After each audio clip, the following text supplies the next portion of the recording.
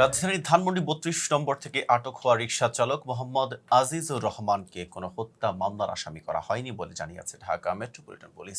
শনিবার বিষয়টি নিশ্চিত করেছে ডিএমপির মিডিয়া অ্যান্ড পাবলিক রিলেশনস বিভাগের ডিসি মোহাম্মদ তালিবুর রহমান।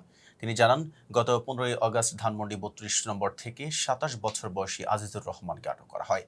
পরদিন ১৬ই আগস্ট তাকে ধানমন্ডি থানায় এপ্রিল মাসে দায়ের হওয়া একটি মামলার সন্দিগ্ধ আসামি হিসেবে আদালতে পাঠানো হয়। মামলাটি দণ্ডবিধির অধীনে একটি নিয়মিত মামলা, হত্যার সঙ্গে এর কোনো সম্পৃক্ততা নেই।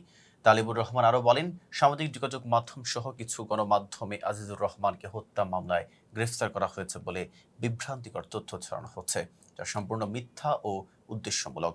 তিনি স্পষ্ট করে জানান, আজিজুর রহমানের বিরুদ্ধে হত্যা মামলা নয়, বরং পূর্বের একটি মামলায় সংশ্লিষ্ট সন্দেহভাজন হিসেবে তাকে গ্রেফতার করা হয়েছে।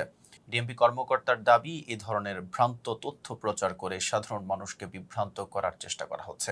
তিনি সবাইকে এ বিষয়ে সতর্ক থাকার এবং বিভ্রান্তিকর প্রচারণা থেকে বিরত থাকার আহ্বান জানিয়েছেন। এতক্ষণ সাথে ছিলাম মেহেদী হাসান। ফেজদা বিপলের সাথে থাকার জন্য ধন্যবাদ।